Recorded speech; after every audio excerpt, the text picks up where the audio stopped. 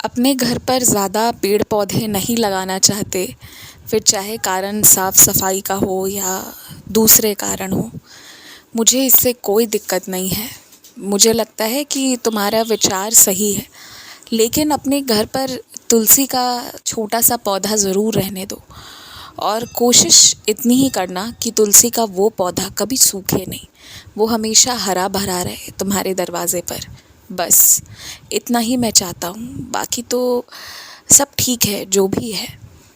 तुम अपना खून मत जलाओ किसी के कारण, किसी और के कारण तुम परेशान मत हो, किसी और के कारण, किसी और की बुरी प्रवृत्ति, बुरे हरकतों के कारण तुम अपने आप को दुखित मत ठहराओ, तुम दुखित मत हो।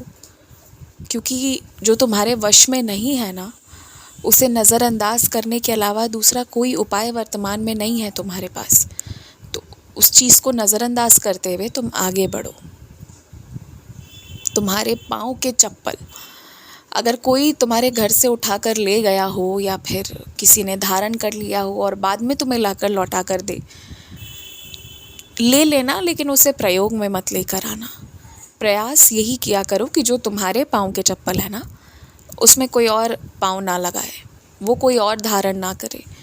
कुछ चीज़ें जो बेहद निजी हैं तुम्हारी, वो सिर्फ तुम्हारी हैं, उसे किसी के साथ बांटने की ज़रूरत नहीं है।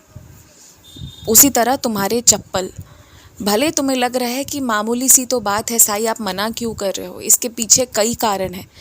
कुछ लोग जो तुम्हारे चप्पल पहन के जाते हैं ना, वो कुछ अलग विचार के साथ जाते हैं, उनकी सोच अच्छे नहीं होते। तो इसलिए वैसे लोगों की नीयत वाली चीज़ों को वापस धारण नहीं करना चाहिए।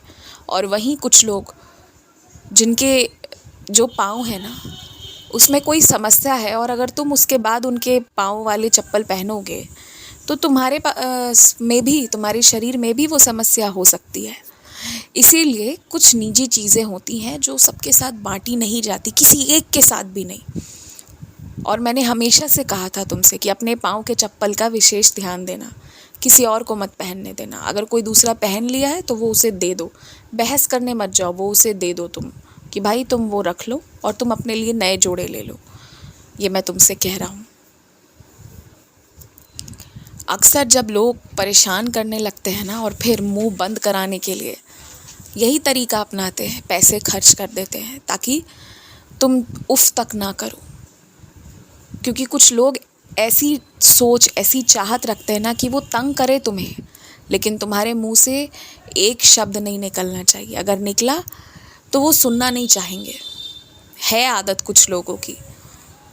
और जो खुद तंग कर रहे हैं वो इस तरह से कर रहे हैं ना कि बाद में भोले बन जा रहे हैं, सीधे साधे बन जा रहे हैं, जिससे कि तुम उनके लिए कुछ बुरा नहीं सोचो। लेकिन जो गलत है वो गलत है, और बार बार जिसे मैं गलत बता रहा हूँ, दिखा रहा हूँ, तुम देख रहे हो, समझ रहे हो, उस व्यक्ति को माफ़ मत करना। वो माफ़ी के लायक नहीं है।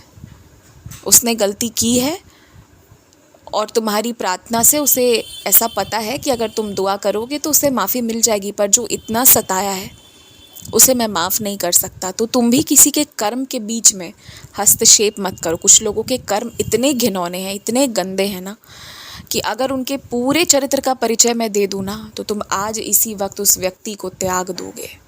तुम बर्दाश्त नहीं कर पाओगे उस व्यक्ति को।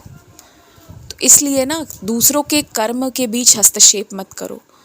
तुम प्रार्थना करना चाहते हो कर लो, लेकिन उसके लिए मेरे पीछे मत पड़ जाओ कि साईं आपको यही करके देना होगा उसे। नहीं, जिसने गलती की है, जो मेरे बच्चों को रुलाया है, सज़ा तो उसे मिलेगी, और फिर तुम उसमें हस्तक्षेप नहीं कर सकते।